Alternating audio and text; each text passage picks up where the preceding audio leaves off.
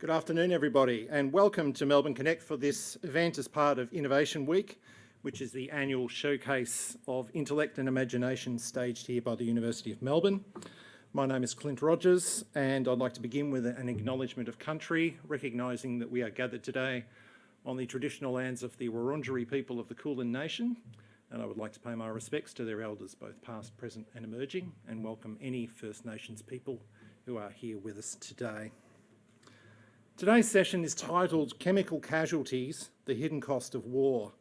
And this is a title deliberately chosen to reflect the often invisible and insidious nature of chemical, biological, radiological and nuclear warfare, and the legacy of toxic exposures.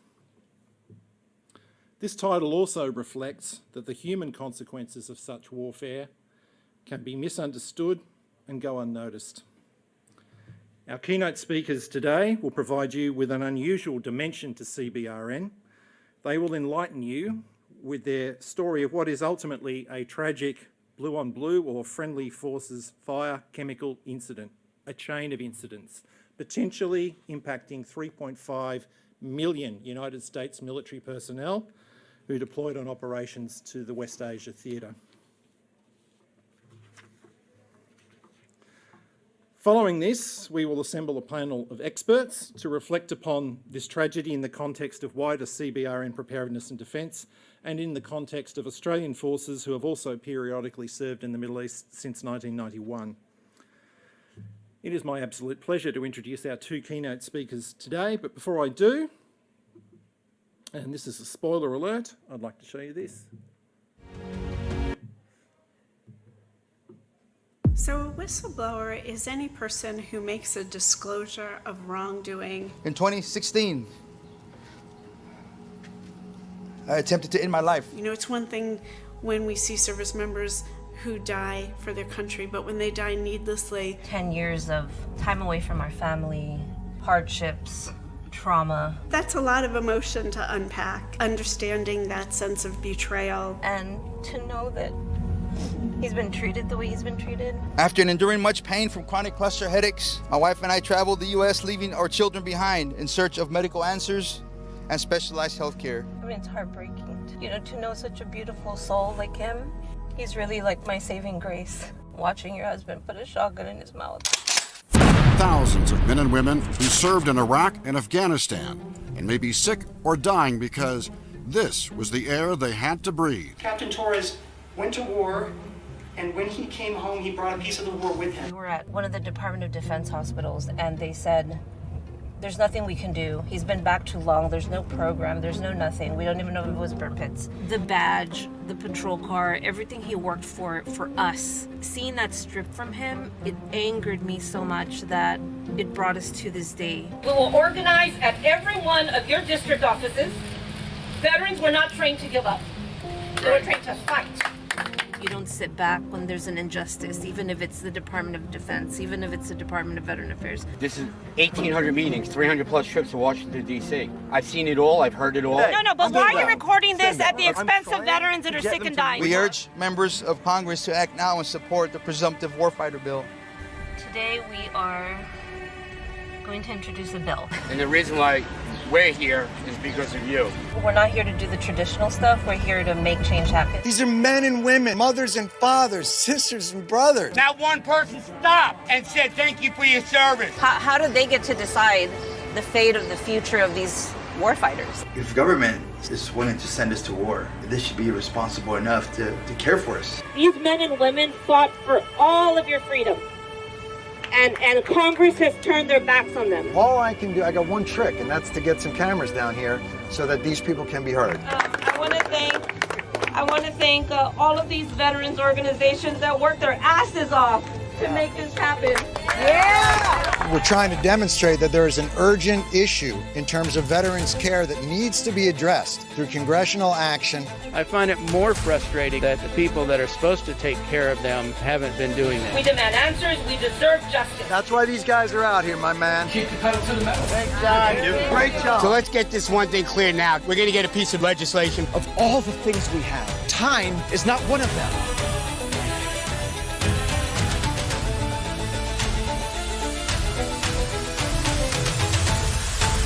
this is America first, America is fucked.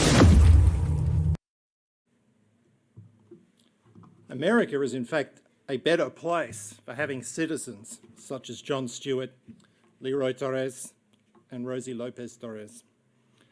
Captain Leroy Torres served in the United States Army for an aggregate 23 years and concurrently served as a Texas State Trooper for a period of 14 years, fulfilling a lifetime ambition of genuine public service.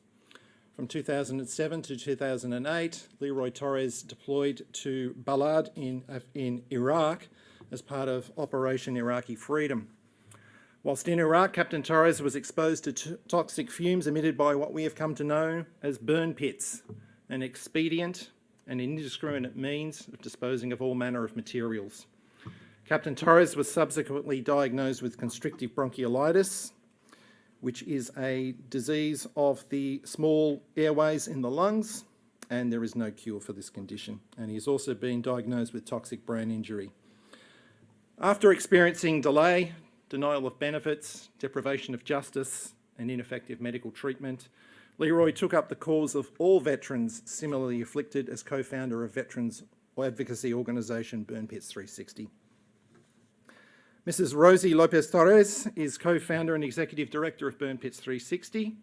Professionally, Mrs. Torres has a background that includes working in support of former service personnel within the Department of Veterans Affairs of the United States Government.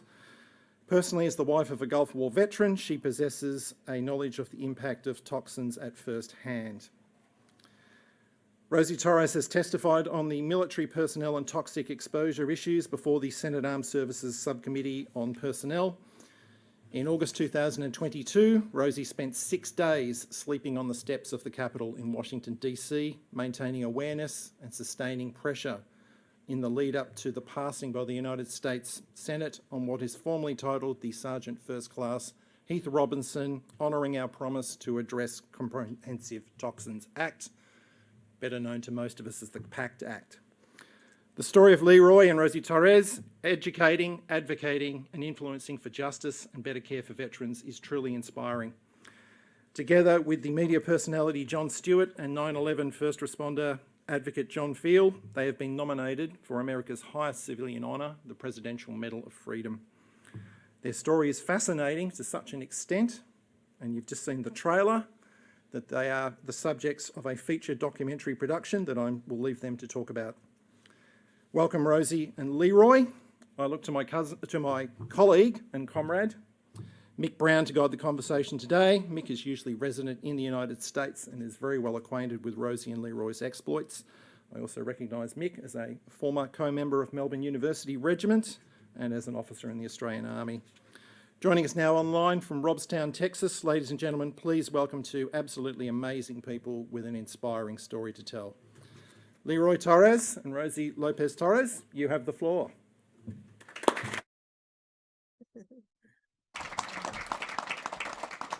Evening, Rosie. Evening, Leroy. Just so everyone knows, they're just out of Corpus Christi on the Gulf Coast in Texas. It's about 9:15 p.m. So really appreciate you making the time for us this evening.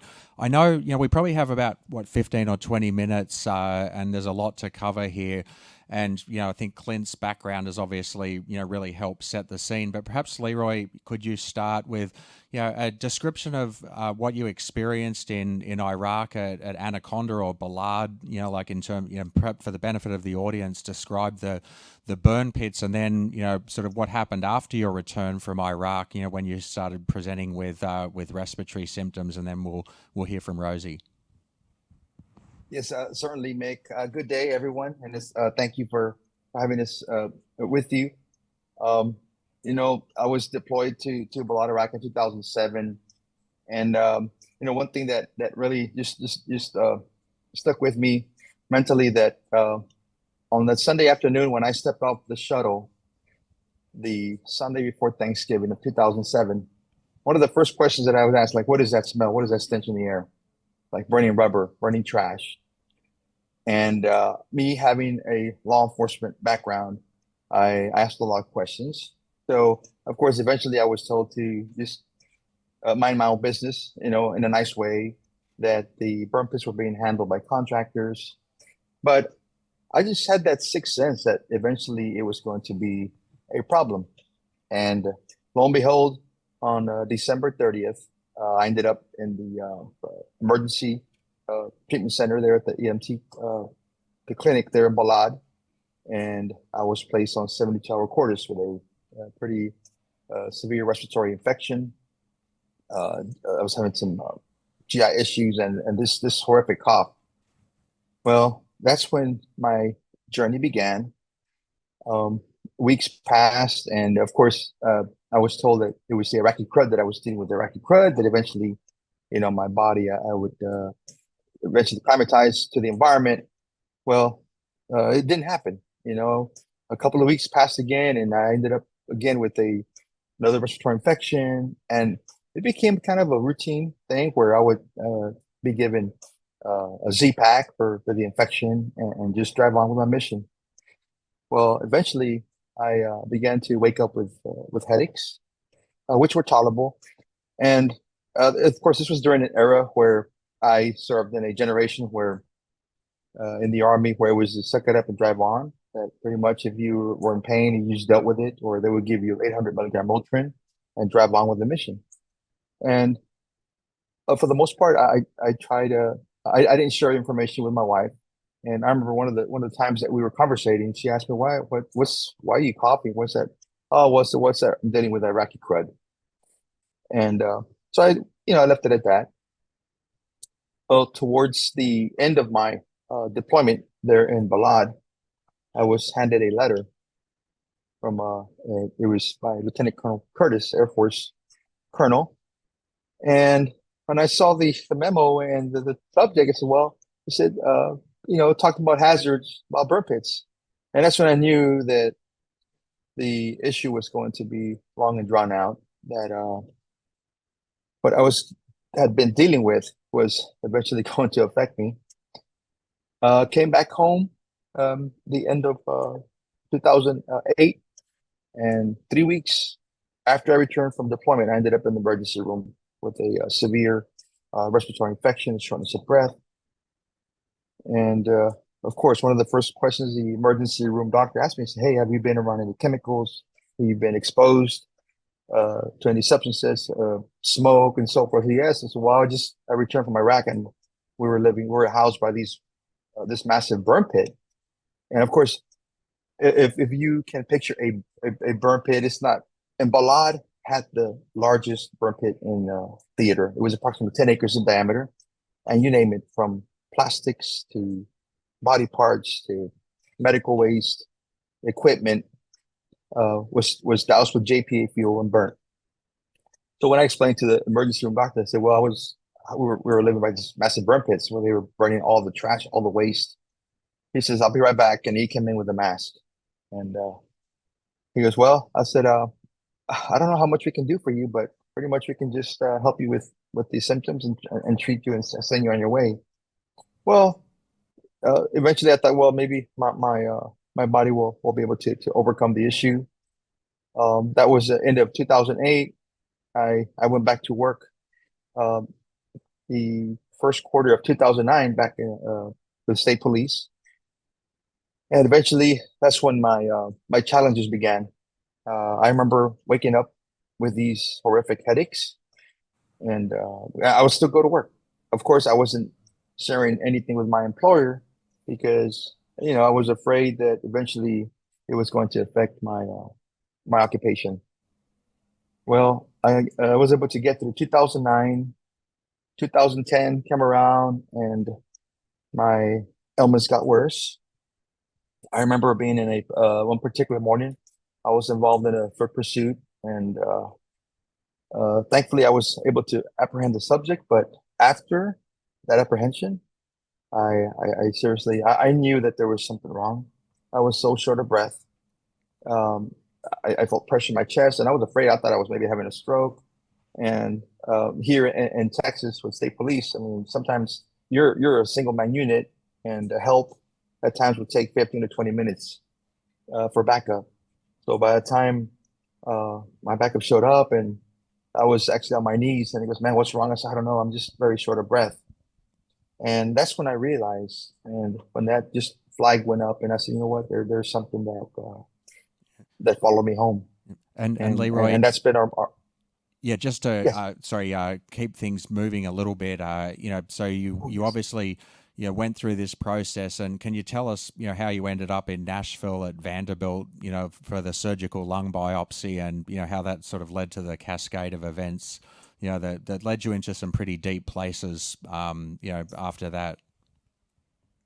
Yes, certainly, Mick. Of course, 2010, I was dismissed from my occupation. August of 2010, I was sent home one day. So you can't come back to work until you find answers. Well, that led into a journey for seeking under pressure, just help, trying to see what was wrong with me. Well, through my wife's research and her connecting, building a network, we found Dr. Miller. And at that time, I was dealing with the VA and civilian hospitals. Well, thankfully, I was able to get in to see Dr. Miller, October and November November 16, 2010 is when I had my lung biopsy. And it was discovered. I still remember Dr. Lambert walking in, and I said, "Hey, have you ever smoked?" I said, "No, sir, never smoked in my life." And he showed me a picture of my lungs, and he goes, "I'm sorry, but," I said, "things don't look good for you." And sure enough, my diagnosis came back: constrictive bronchiolitis with peribronchial fibrosis. And thankfully, Dr. Miller had already been doing his research for years prior. So I did receive my answer, but that made it a tremendous challenge for me coming back to Texas and facing my employer, which I was eventually forced to resign after 14 years of service. And that's what led us into this tremendous, difficult season. But throughout this time, my wife, she joined other families and that had lost loved ones, and we started a grassroots organization, Burn Peace 360. And this is why our motto is the war that followed us home, because that's what happened. For here we are many years later, and the war is still not over for many of us. My battle still continues. Of course, not only dealing with job loss, but my health, from not just respiratory, but even the neurological issues that I've had that has been challenging with this toxic brain injury, has been a tremendous challenge for me. Me having served in the military as a company commander and having dual role, and towards the end of my career, how it came to a stop, a very quick stop. Not only one, but two careers, put me in a very difficult position. But I'm grateful for my wife, and to me, she's my hero, because she made me a promise before they wheeled me into the operating room in 2010 for my lung biopsy. She goes, "No matter what the outcome is, I'm going to fight for you, and because you're not the last one that's going through this. There'll be many others that are affected, but I'm going to fight for you." And fast forward 13 years later, here we are. Thank you, Leroy. And it would be great to hear from Rosie, just the journey that she's been on as well. And, it's funny, on Capitol Hill, when she's walking the halls, people either run towards her or run away from her, and this is an individual that, 10 years ago couldn't get some of these large, behemoth veteran service organizations to even pick up the phone. But Rosie, we have Professor Sim, on our panel here, who's a, sort of globally renowned expert in occupational medicine and environmental exposures, and there are some parallels between what we see with silicosis and then like Leroy's small airways disease.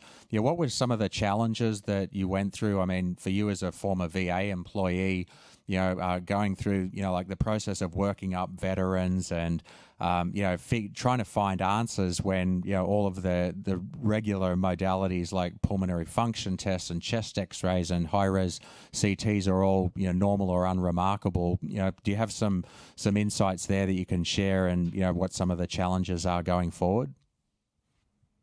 Right. Thank you again for having us tonight. It's an honor to be here.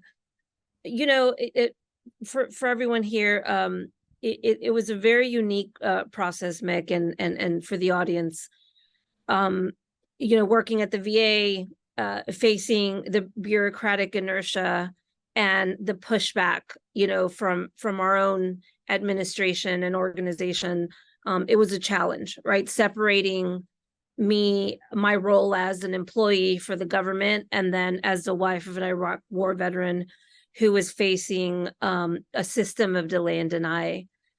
So it basically was us creating a coalition of doctors and researchers and scientists that were already at the forefront on the steps of the Capitol, in Congress, walking the halls, really just trying to be heard, right? Trying to present the argument and the facts, but the pushback for all of us as a community, veterans, families, children, spouses, researchers, legal experts, I mean, you name it, we were that coalition, that very unique group of people that were either impacted or were some way involved on the side of science, right? So like for Dr. Zema, Dr. Miller, these men and women who had already done research and had already performed, procedures to prove the harm that had been done to these war fighters. It was something that you really can't put words, Mick. It's a very unique story. And as you all saw on the trailer, right, how we all came together as a community, as America. Our job was to mobilize America and make sure that Congress did the right thing. But it was a challenge because, like Leroy mentioned earlier, you present to the Department of Veteran Affairs, you present to the Department of Defense healthcare systems with information that we were sharing within our community. And we were still being told that these were somatoform issues, that these were cases of people with anxiety. And so trying to figure out a way to, create this awareness that your traditional pulmonary function tests and chest x-rays were not detecting the damage that this war had done. And it was a scary place. It was a lonely place. It was a dark place for all of us, not just the families, but for the doctors. There was just a lot of things that took place, Mick, and for everyone here, all the doctors, everyone that's here in attendance today. It was really just a unique thing that took place, and we're still sort of there, right? I know one of your questions was, what are the challenges that lie ahead for us as a community of people impacted? We still are dealing with our government, and the challenges are that even though we were able to accomplish having 23 medical conditions acknowledged as presumptive illnesses, we're still battling the host side of pulmonary disease and lung issues. So there's still that pushback from our government. There's still that pushback from the VA. And so it's really making sure that we continue to, be that driving force in educating them and not allowing them the opportunity to come up with an excuse to continue to gaslight our military veterans. And so it's been a challenge, but we continue to press forward. It's been an honor. And from an education standpoint, what opportunities do you see? Once again, just with Professor Sim on the panel, and like we have this, festering sore of silicosis in Australia, with potentially tens of thousands of individuals suffering from that respiratory disease. What do you think can be done, within the VA, both to educate these frontline clinicians, most of whom, by their own admission, know nothing about toxic exposures, but also, how do we get them the treatment that they deserve, without, having to do what Leroy did, right? Like, we know these individuals that are getting surgical lung biopsies even today. How do we avoid that scenario going forward?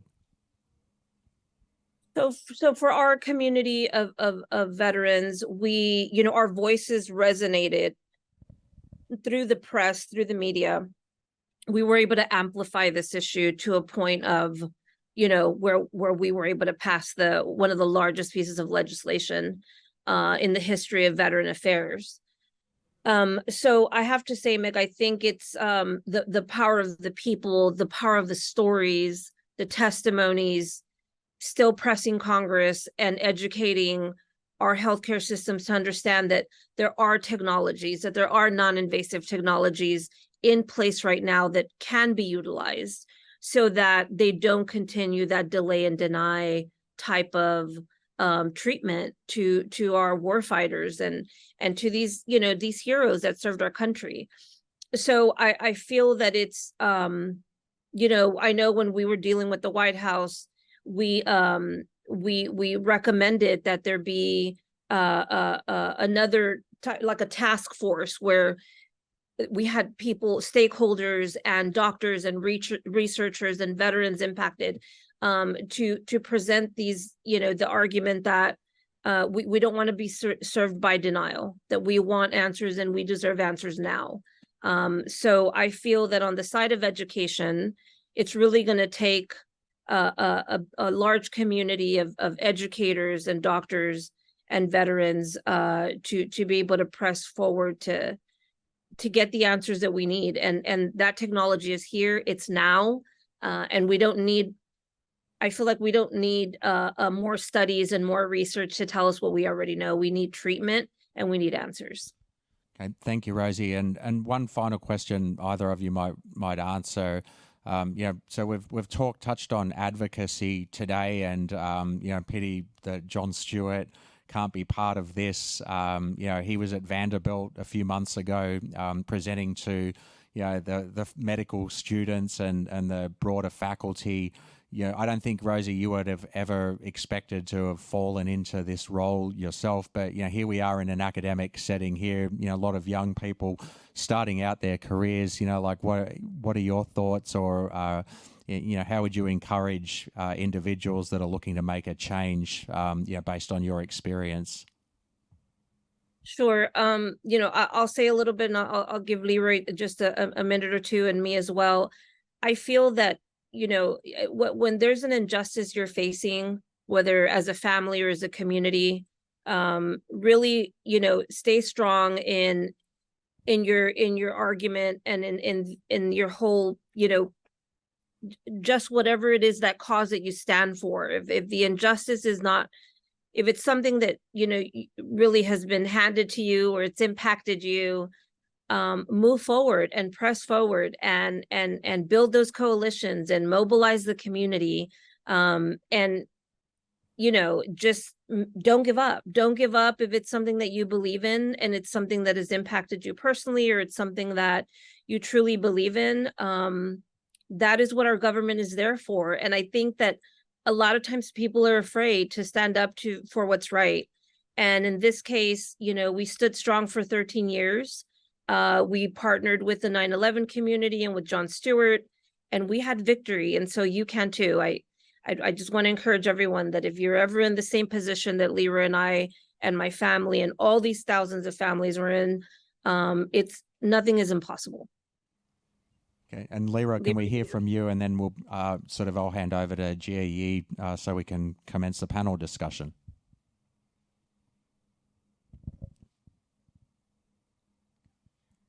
Leroy, can't hear you. Can't hear you, Leroy. Yep. Okay, can you hear me? Yeah. Audio's good. Make one of the things that if I to give the advice, and that for us and for me, not I guess leading us in this path that was totally unexpected, is to remain persistent, but build in a backbone, this network, where no matter what challenges they came from at times from different directions at the same time, but it's just remaining resilient, because when you believe in something, and especially when, of course, it affected us personally, but knowing that this challenge was not only from us, and that's why we have pushed this documentary so much, is thank you for your service, because it's not just our story, or it's my story, or it's Rosie's story, but it's everyone's that has served story, because plus that can be a next generation.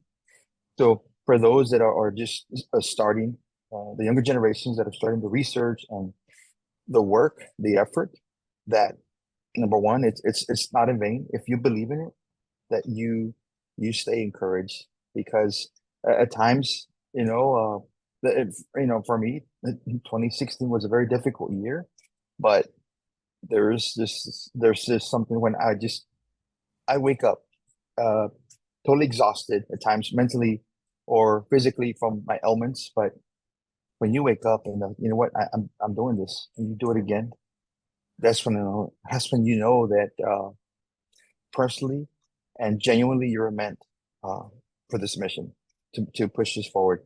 So I just encourage to remain persistent in what you believe in and build that network. And of course, the research is there, but there's nothing like building that network. Just like us, meeting already. But it's been almost about a year now. But it's been a tremendous experience, and that's why I just want to encourage the group today to remain persistent.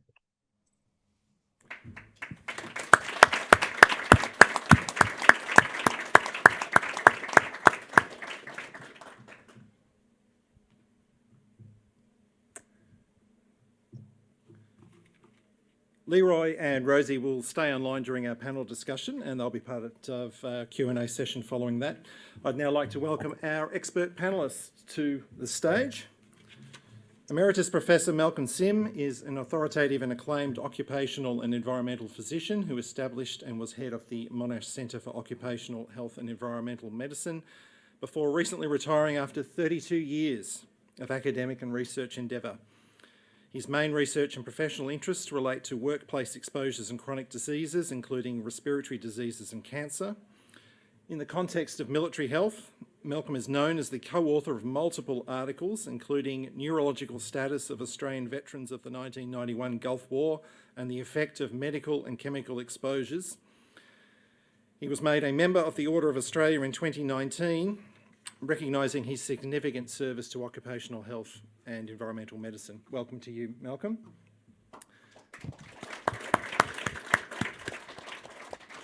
Professor Andreas Foras is the Managing Director and Chief Executive Officer of 4DMedical and the inventor of XD technology, which is the world's first and only known four-dimensional respiratory imaging capability. Professor Foras himself is a former officer in the Australian Army with whom I've had the privilege to serve, and I know that this motivates his desire to improve the health and well-being of those who have made personal sacrifices in the service of the United States. Welcome, Andreas. And moderating today is Professor Jai-Yi Lee, Director of CARDA OCE, which is the Centre for Advanced Defence Research and Enterprise, operating in chemical, biological, radiological and nuclear environments, based here at Melbourne Connect. CARDA, under the leadership of Professor Lee, develops novel innovative technologies that counter existing, new and emerging CBRN threats.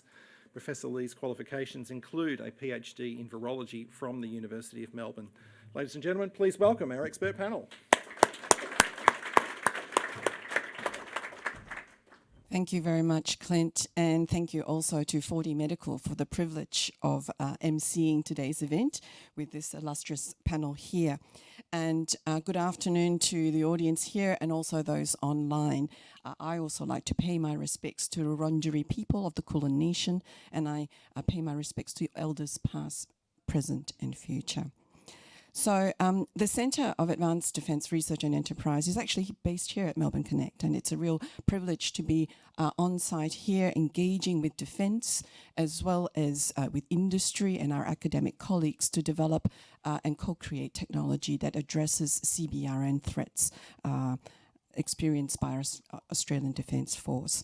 And one of the Starshots program is really called the Human Integrated Sensor System.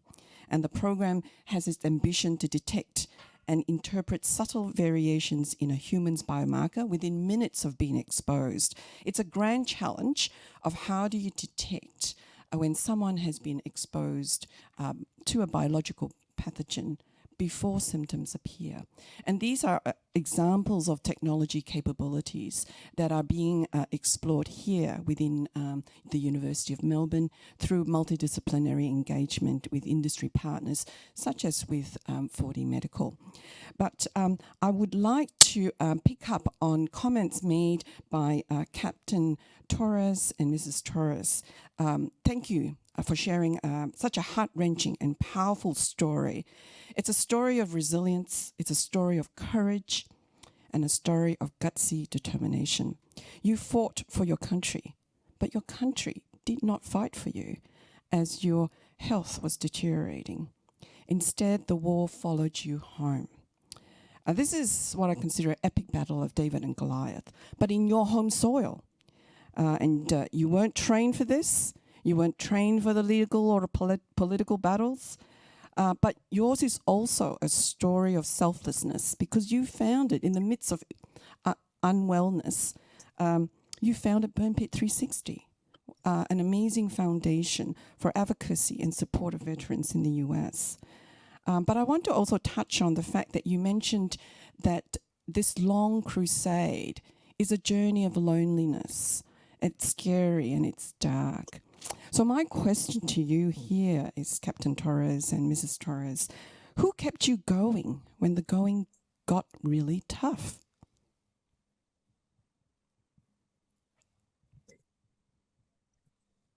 I give my wife. You want to go first, honey? Well, I think I can say thank you for those beautiful comments, and I have to say it was our faith. It was having each other, and I'll let him touch about real quickly on the faith side of things. But I think what drove us were two things: our faith and the people impacted. Right? I'll touch on really quickly on the families, on the phone calls of those spouses and mothers and fathers and children who were burying their loved ones, who were at the bedside of their loved ones.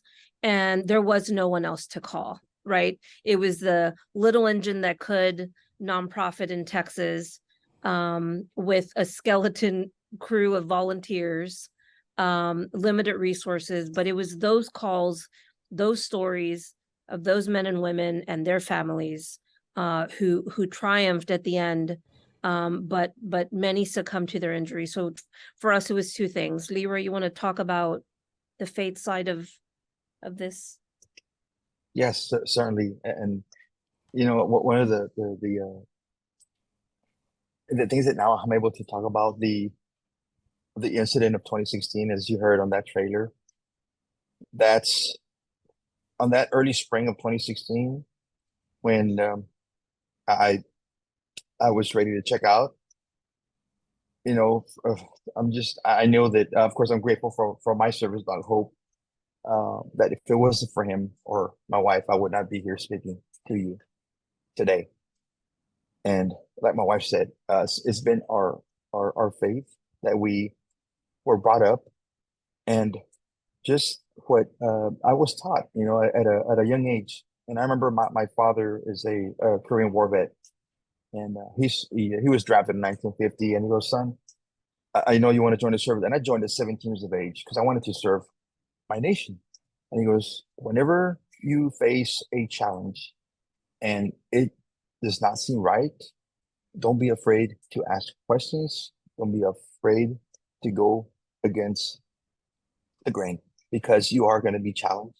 But if in your heart you know that it is something that, of course, that is totally wrong, no matter how hard it is, how difficult, you just keep pressing onward and you face it and you ask questions. And if it's an injustice, you try to make it right. And that's what we did. That's what we did. In my case, I was under pressure because of my civilian employer, who says you can no longer return to work until you have answers. And of course, that led us in a whole other journey that to this day, we're still in, that's still another battle that I'm facing with my job loss. But that incident in 2016, the spring of 2016, that was when I hit rock bottom. And I said, I can't go further south. I hit rock bottom. But that was the moment that I just became so even resilient. And that's when I know that I had a purpose and to embark on this journey along with my wife, and that that we were not alone, and that no matter how difficult it became for me throughout our advocacy through the work, but at times that I would be in the hospital and I thought, well, maybe this is it for me. And days or weeks would pass and we would do it again. And we were back in service, because it was something that we didn't decide, oh, we're going to start a nonprofit. It was something that it fell in our lap, and it was the purpose that I believe that we're called to do this mission. And we are still, here in Robstown, Texas, a small town, but that we've made a difference, and we are making a tremendous difference for others. Right. Thank you so much for, again, sharing your story. So we have Australian veterans here also experiencing some of the work health and safety challenges when they went overseas and exposed to the toxic substances from these burn pits. But we also have other challenges, work health and safety challenges that Mick has alluded to, which is silicosis. And I'd like to turn to Professor Malcolm Sims here to say, as an occupational environmental physician, what do you see gaps in early diagnosis of respiratory conditions caused by inhaling toxic substances? And of course, silicosis is, the media has shone a spotlight on this particular hazard, working with engineered stone. That's very popular in domestic homes as kitchen benchtops, and silicosis is again a challenging lung disease caused by inhaling the silica dust. So yeah, what are the gaps that are still there in early diagnosis? I don't think this is turned on, but is it on? Yeah. Okay. Look, thanks for the question. As you said, we've been very heavily involved with the silicosis problem. It has some parallels with the issues we've been talking about with war deployments. And I should just say, I found your talks very inspiring today as well. And I've heard many stories from many of our veterans returning from the first Gulf War, but also Afghanistan and Iraq as well. I haven't been in the services, but my father served in the Pacific in World War II. I had a brother who went to Vietnam and a nephew who served in Iraq as well. And I've seen the sort of physical and mental health and social health problems of those kinds of deployments, and that sort of stimulated my interest in the deployment studies that we ran at Monash over 20 years, also setting up the first Gulf War veteran cohort many years ago and trying to document some of these problems that those veterans were suffering from.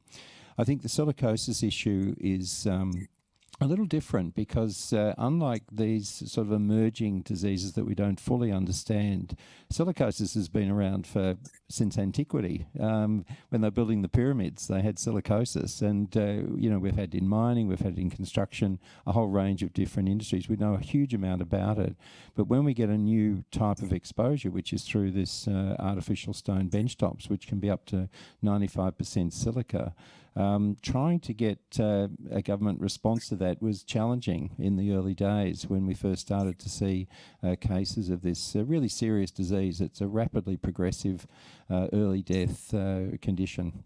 But I must say that WorkSafe Victoria has been once they became aware of the problem, has been very supportive. We set up a registry here. We've developed codes of practice. There's a licensing scheme that's in place now, and all of these measures, I think, are making a big difference in reducing the burden of this particular lung disease. I should also refer to some of the other work we did on firefighters, because I think firefighters have very similar issues around difficult exposures to quantify, a whole cocktail of exposures like in burn pits and other exposures during deployments. There was a big push here to move towards presumptive legislation a few years ago that had happened in Canada and some of the states of the US as well. And this is where the burden of proof is reversed. And this is exactly the same as the PACT Act that's come in the US. So instead of having to show that it's related to that exposure, you assume it's related to that exposure until somebody can prove otherwise that it's not. So the onus of proof has been reduced. So we set up a national cohort study of firefighters about 10 years ago now. We showed that there was an excess of cancer amongst firefighters, and that's helped to the push for bringing in place the presumptive legislation here in most jurisdictions, most states, and also federally as well. And also we had a training centre here where they had similar types of exposures to the burn pits, where they did fires with jet fuel and a whole cocktail of different chemicals, unquantified. Nobody knew what went in there, and we had trainers and people who were being trained who went through that, and we again documented that there was an increase in cancer in that group. So I think getting some scientific evidence is helpful, but we're often grappling with uncertainty in these issues, and it's very difficult to dot every I and cross every T. But I think we need some medical judgment, scientific judgment about what seems a reasonable thing. And fortunately, our government here is slowly, but is moving towards that way with a whole range of different exposures, including silica. We've still got a long way to go, but we're making good headway on that front these days. Yep. Thank you, Malcolm. And I'm turning to you, Andreas. As founder and CEO of 4DMedical, the startup journey is also challenging. It requires gutsy determination, requires a lot of courage. It can also be a lonely journey. I wonder if you would mind sharing that startup journey and talk a little bit about how you got to develop the technology, how you brought the technology to the market, have it trialed, and your journey of 4DMedical. Thank you. I'll first say once again, pay tribute to Rosie and Leroy and the journey. I feel awkward having the startup journey compared to yours, but it is it is challenging, certainly. And I think as someone who I was the person who developed the technology, so I came to it from the technology side of things. Had developed the technology initially for the purpose of assisting in research and engineering, to assist in measuring airflow and so on in wind tunnels, and but found very quickly that that was insufficient motivation to to drive and make to make my life's work. And when the opportunity came, when I found that the mathematics that I had done was relevant and able to to help people and understand what's happening inside their lungs, I was far more motivating. And I think that's really a common thread, really where you can find something that will drive you with that passion and interest to go through the really tough times, because there always will be tough times where it's sensible to stop doing what you're doing. And I think that usually I think to be a successful founder, and I see the same parallels to Rosie and Leroy, you have to have that determination, whether it's the passion to help someone else, to take it and make it into something meaningful. And that's continued on. I had a very early on in the journey, I had the opportunity to meet the blessing to meet someone, Steve Buchel, who was a real motivator for me. Steve was born with cystic fibrosis, which then led him into lung transplant and lifelong journey of living with disease in his lungs. And I was incredibly motivated by Steve in particular, alongside the opportunity to help millions of others. Steve's no longer with us, and I feel like didn't quite meet the challenge to be ready for Steve. But having now met Rosie and Leroy, and having the opportunity to add 4.5 million veterans who have served who've put themselves in harm's way for their community at the request of their community, is just been so incredibly inspirational to add that to the list of things that we can do with this technology. Yeah. Well, thanks, Andres, for sharing your journey. But I'm also curious as to why you have decided to manufacture the scanner and the technology itself here in Australia, in Port Melbourne. And for those not familiar with where Port Melbourne is, it's less than 30 minutes drive from University of Melbourne. So just as, other medical technology companies are going offshore, you've chosen to manufacture onshore, and I'm very curious as to why you've made that decision. Yeah, thank you. I think the Australia in general, and then we can draw some smaller circles in it. Australia, Victoria, Melbourne, and then this region around here, Carlton, this precinct, and if we can just extend a little further down the road to Port Melbourne, has so many ingredients to bake, a really fantastic cake here in terms of, delivering innovation globally, exporting that globally, and, being able to do the research here, the manufacturing here, which is, I think, in a lot of ways needed to make sure the money sticks close by to the academic and endeavors. But we can't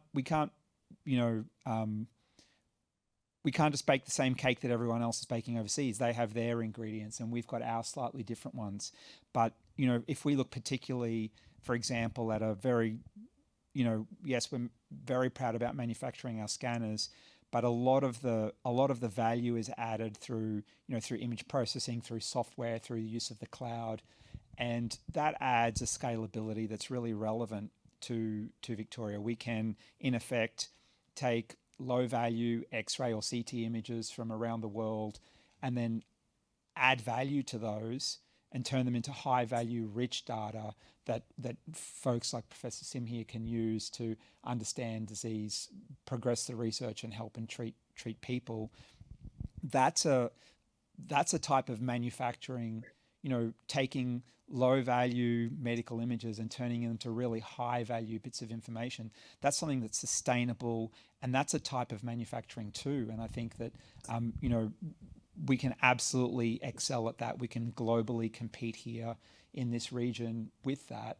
And we can do that with a strength of intellectual property and innovation, as opposed to a strength of low-cost workforce with low levels of regulation. Yeah, and you've highlighted some of the challenges that technologists tend to focus on, which is the solution, and it often can become a trap because then it's a solution looking for a problem. Right, whereas you've gone out and developed a fit-for-purpose technology, fit for the market, fit for the clinical need that is really important here. So I'm wondering whether it's a question directed at both Andreas and Malcolm as well. What are examples of, or what are some of the challenges that you face in terms of the gaps in technology development that will help better serve the role that you play as a physician, and as well as improving the next generation of technology at 4DMedical, for example? So examples of technology that you think might be helpful to do your job better, whether it's advising workers to be better protected against silicosis, or for the diagnosis, monitoring, and management of silicosis. And then for Andreas, what are examples of technology that could help propel 4DMedical to the next stage in your journey? Well, that's a big question. I'll try my best to answer it. Yeah, look, our techniques for detecting early disease are still very crude. Traditionally, for occupational lung disease, we've used symptom questionnaires. We've used simple spirometry, so forced expiratory volume in 1 second, forced vital capacity, and a plain film, plain X-ray. Now they are really crude tools, and when we had the emergence of black lung or coal workers pneumoconiosis up in Queensland coal miners a few years ago, we did the review of that and really came to the conclusion that the tests that they were using just were completely inadequate for that type of problem, and that's got many parallels with silicosis. It's the same sort of pathological mechanism, just a different. It's coal dust rather than silica. So we've been doing some work to try look at the utility of low-dose CT scanning, and the early results that we have from that, we have an MRFF grant that's funding that work, is that that's got certainly able to detect the small small nodules at a much earlier stage than we could with plain films. And that's now come into play. It's been introduced in Western Australia for their silica exposed workers over there. They've moved to an ultra low dose CT scan rather than chest x-ray. They're probably a little bit ahead of the research, but I think we'll definitely see that moving in that direction. And that's part of our proposal through the College of Physicians to bring that in on a more widespread basis. But I think also more sensitive respiratory function testing as well. Just a simple spirometry just doesn't hack it. You've got to really have quite advanced disease before that's going to be shown. And we really need to detect this early. I mean, the primary thing that we need to do is to reduce exposure. That's absolutely the key thing that needs to happen. But we do need to have a medical monitoring program in place for those people who slip through the cracks and do start to develop early disease, so that we can intervene and get them away from that exposure before they have life-threatening illness. Yeah, look, thank you for that. And I think for me, I'd like to just progress and build on Malcolm's answers there. When we have one understanding of a disease or one understanding of human physiology, and there's the tools that are there available to measure that, I think, we have to avoid falling into the trap that, we can continue to take those tools and use them for new diseases and to progress to new understandings. Sort of an example I try to give to folks is a very, very simple engineer's, answer, which is, well, just because this thermometer measures that you've got a fever, it doesn't mean that a thermometer is the appropriate thing to measure every other condition that you've got. You have to be able to have, a flexible toolbox of things to deploy. And, I think certainly from our perspective, our view is we want to really be able to measure what's happening at the most raw functional state of underlying physiology, and then we can piece that together in different ways to help answer so that, physicians and researchers can ask specific questions. And then just very simply to answer the original part of your question, I think we are sitting ourselves on top of a great big stack of technology, whether it's the existing CT scanners or X-ray instruments that are out there. Our entire model is built on using the internet, something which even before, well after CT scanners were around, that would have been impossible. And we're just really excited to be able to continue to stack and layer everything that we do, all of the work that we do, on top of that layer of technology that's evolving around healthcare. Clint, do we have time for one or two questions from the audience? We certainly do. Thank you, panellists, for your insights, and thank you, Jai Yi. Nico, could I ask you to please come up and take custody of the microphone? I'll ask you, if you do have any questions, could you please just identify who you are? And perhaps to kick off, Malcolm Sim, could I ask you, in 1991, there was a fairly well-known incident where a Scud missile strike resulted in Australian personnel wearing dosimeters, basically having registration of radiation on their dosimeters. The incident's never really been clarified or explained. So could I ask you, is there an explanation for it, and what are some of the symptoms and conditions that did result from the 91 Gulf War affecting our Australian personnel? Well, look, our personnel were primarily naval. 85% were naval, so on naval ships as part of the blockade in the Gulf. We did have some Army as well and Air Force, but it was primarily naval. The big exposure that our naval veterans had was SMOIL, was this smoke and oil cocktail that came from the burning oil wells that were set alight by the Iraqis. And that's something that we're still grappling with, what the impact of that might have been. So we think there probably are some longer term effects from that, but it's been very difficult to detect that given the crudeness of the tools that we have available to us at the present time. But that was their main chemical. Some were involved with the burn pits, but we had very few who were involved with that. It was mainly a US type exposure.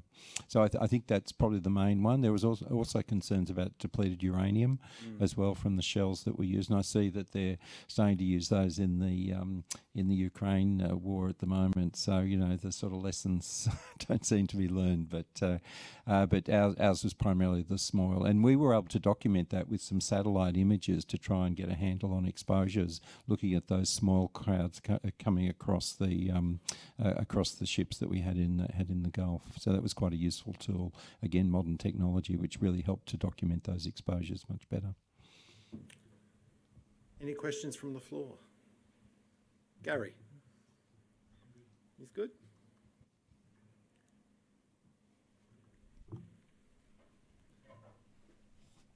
Lucia. Thank you, Lucia Guthrie, and thank you very much to Leroy and Rosie. That was very moving and inspiring, as others have said. Andreas, can you explain to the audience how Leroy's doctors are using 4DMedical's equipment? Is it just in diagnosis? Will it be used in ongoing monitoring, in improving the condition? And how has the technology been embraced by the community over there? Thanks, Lucia. So I think certainly the intent across the physicians who are at the front line treating folks and the researchers spans across a range of potential. I think for us the starting point, the sensible starting point, is as a screening tool to as wherever possible avoid or remove the necessity for someone having to go through a surgical biopsy to get a definition or a diagnosis of disease. I've had the great pleasure of having long conversations with Rosie and Leroy, and I think certainly that surgical biopsy description story that they tell is something that would be, if we can just give that gift of avoiding, thousands of people having to go through biopsy, that will be a great contribution.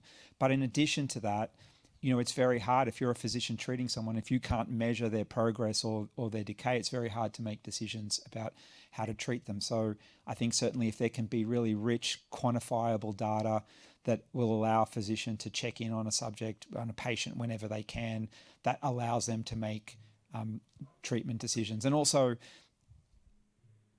allows that patient to be a real human being, right? If you don't have information about what's happening inside your own body, it's very disempowering. It's very unempowering of you. And of course, also the researchers too. Right now, there's no cure.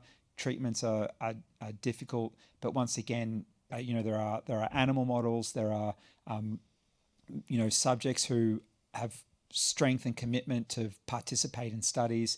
So, with the right technology to allow a description of what's happening inside these lungs, what's, in rich detail, then the opportunity to really progress the research is there as well. So, anywhere we can help, but I think initially as a screening tool, but hopefully across treatment and research as well. And if I could just add there, one of the big challenges for the Veterans Administration, so we hear this number, 3.5 million troops that have deployed since 2003. the number could actually be closer to 4 or 4.5 million. And I know, Rosie and Rosie will probably disagree. She has the registry data that sort of would point to this being a much wider issue than we let on. But there are hundreds of thousands of veterans that are suffering from unexplained dyspnea, and most of them are presenting and they're not getting to see a pulmonologist or a respiratory physician. And so one of the big opportunities for the technology is not one of diagnosis as much as triaging. So if we have 100 veterans and let's say 15 or 20% of them have unexplained shortness of breath, and their PFTs are normal, chest X-rays are unremarkable, then we'd be arguing that this tool will help prioritize which veterans go to the front of the queue, for a consultation with a respiratory physician or pulmonologist. And at the same time, there's a lot that needs to be done in terms of just educating these frontline clinicians. Unfortunately, there are people like Professor Sim in the VA, but they're few and far between. And so what's really scary is, there's one individual Rosie and I have come to know well who just had a surgical lung biopsy 3 months ago. The only reason he managed to get in for a full pulmonary workup at the Center of Excellence in Ann Arbor, Michigan, was because he had a U.S. Senator write a letter on his behalf. And, so there are, thousands and thousands more that are starting to come out of the woodwork. And that's where we believe our technology has some utility. We took Leroy down to Miami, for a scan there, and Leroy, along with 49 other biopsy confirmed veterans from Vanderbilt, our technology has proved particularly sensitive in differentiating between the lungs of a healthy control and those of a diseased veteran. With that, I will bring our formalities to a conclusion. Thank you very much, our panel today: Mick Brown, Jai-Yi Lee, Malcolm Sim, Andreas Foras, Leroy Torres, and Rosie Lopez Torres. Thank you all very much for your presentation and your participation today.